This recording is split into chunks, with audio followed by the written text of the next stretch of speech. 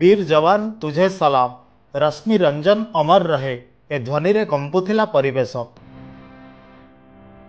कटक सदरमाटी में सीआरपीएफ जवान रश्मि रंजन लेंका को भावपूर्ण श्रद्धांजलि देले स्थानीय बासिंदा।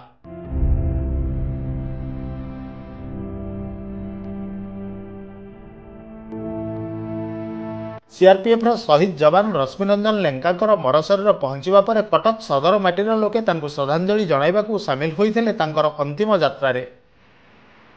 समग्र कंदरपुर अंचल रे सृष्टि होइथिला शोकाकुल परिवेश।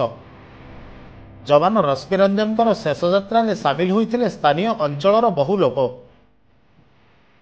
कटक सदर विधायक चंद्रसारथी बेहेरा, कटक जिला कांग्रेस उपसभापति मानस रंजन प्रधान, उत्कल विकास परिषदर सभापति प्रकाश सेठी, नारी नेत्री नलिनी प्रभा उद्गात, युवनेता प्रताप मल्लिक, रजनीकांत साहू, कटक सदर विकास मंचर सभापति सुबोध बेहेरा, कंदरपुर सरपंच प्रफुल्ल भोई, उग्रसेन भूया, प्रताप राउत, निरंजन बेहेरा, नरेश साहू, युव समाजसेवी प्रदीप्त महाली, कालंदी स्वाई, पूर्वतन सरपंच प्रमोद राउत प्रमुख उपस्थित रही जवानकर शेष दर्शन करने सहित अंतिम यात्रा रे सामिल होइथिले।